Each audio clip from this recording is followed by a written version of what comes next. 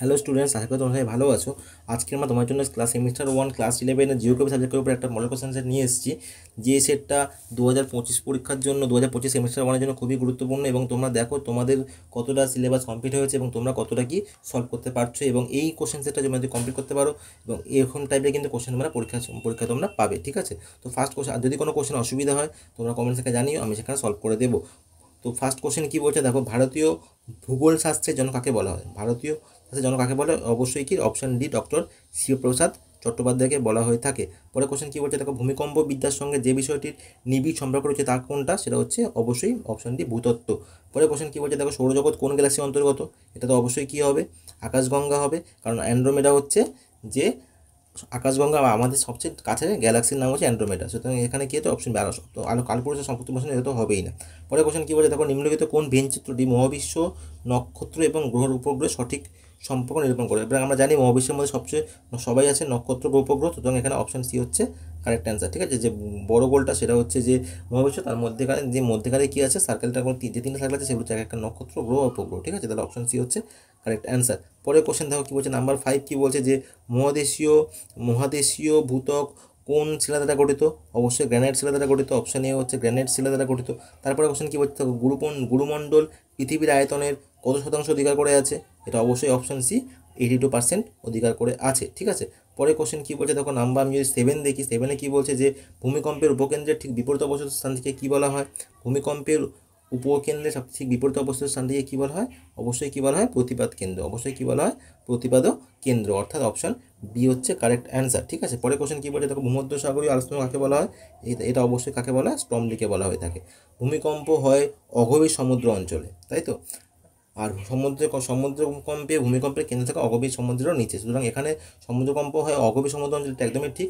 আর সমুদ্রকম্পে ভূমিকম্পের কেন্দ্র থেকে অগভীর সমুদ্রের নিচে, এটাও কিন্তু রিজনটা হচ্ছে অ্যাসার্টেনের সঠিক হচ্ছে ব্যাখ্যা। সুতরাং এখানে কিছু অপশান এ হচ্ছে কারেক্ট অ্যান্সার।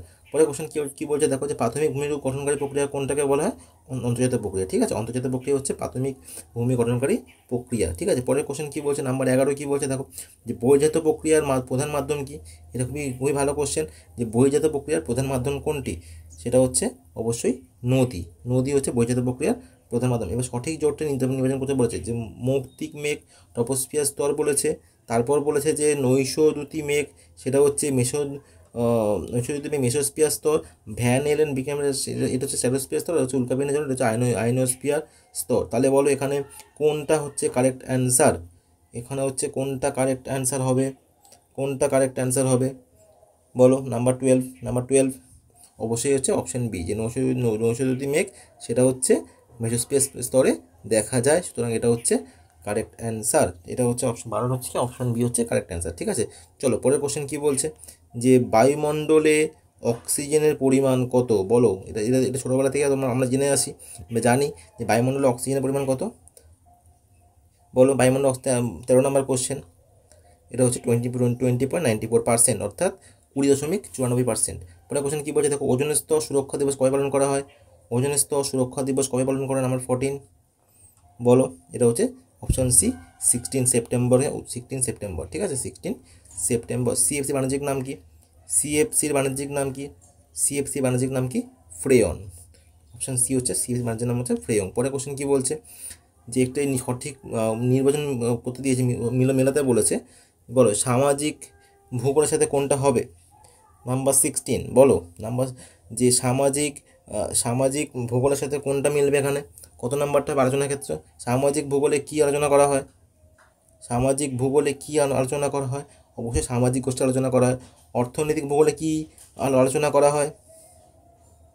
অর্থনৈতিক ভূগোলে কী আলোচনা করা হয়ে থাকে? অবশ্যই কৃষি শিল্প সংক্রান্ত তথ্য জানা থাকে। জনসংখ্যা ভূগোলে কী আলোচনা করা থাকে? জনসংখ্যা বিবর্তন। এবং রাজনৈতিক ভূগোলে অবশ্যই আন্তর্জাতিক সম্পর্ক। অর্থাৎ এখানে দেখতে পাচ্ছি আমরা যে অপশন কোনটা হচ্ছে, অপশন হচ্ছে ডি হচ্ছে। ঠিক আছে, 17 নম্বর কোশ্চেন কী বলছে, যে মানবীয় ভূগোলের একটি শাখার নাম কি?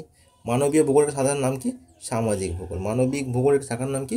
সামাজিক ভূগোল। তাহলে অপশন ডি হচ্ছে কারেক্ট অ্যান্সার। পরের কোশ্চেন কী বলছে দেখো, নাম্বার 17 পরে নাম্বার যদি আমি 18 দেখতে যাই, বলছে ডক্টর সাহা একজন গবেষক, সম্প্রতি তিনি কোয়ান্টাম তত্ত্ব নিয়ে একটি গবেষণাপত্র প্রকাশ করে বিশ্বে সাড়া ফেলে দিয়েছেন।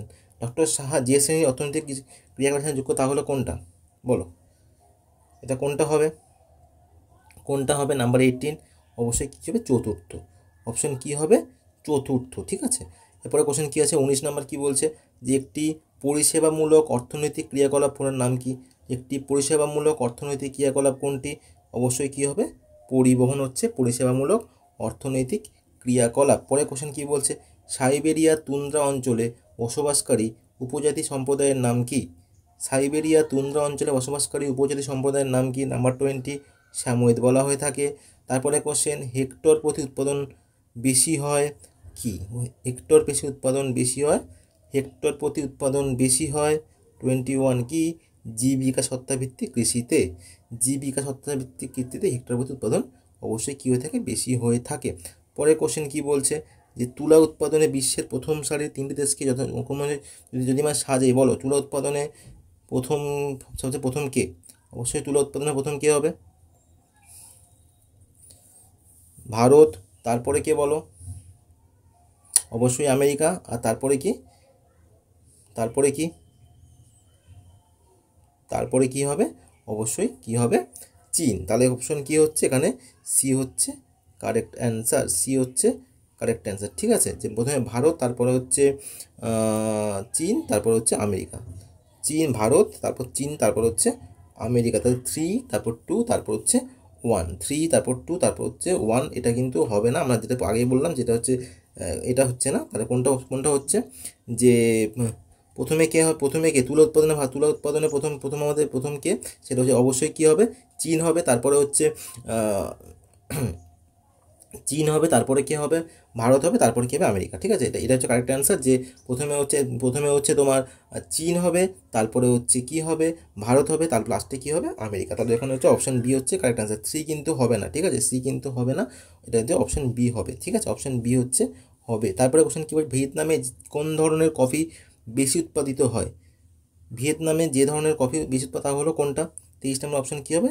Robusta coffee. অপশন কী হবে? Robusta coffee. ঠিক আছে, তারপরে কোশ্চেন কী বলছে দেখো। আমি যদি নাম্বার 24 দেখি, 24 কোশ্চেন কী বলছে? যে 2021-22 সালে পরিসংখ্যান অনুযায়ী বিশ্বের শ্রেষ্ঠ দুগ্ধ উৎপাদনকারী দেশের নাম কি? 24 নম্বর কোশ্চেন। অবশ্যই কী হবে? ভারত হবে। সবচেয়ে বেশি দুধ উৎপাদনকারী দেশের নাম কি? ভারত। 25 নম্বরের কোশ্চেন কী বলছে?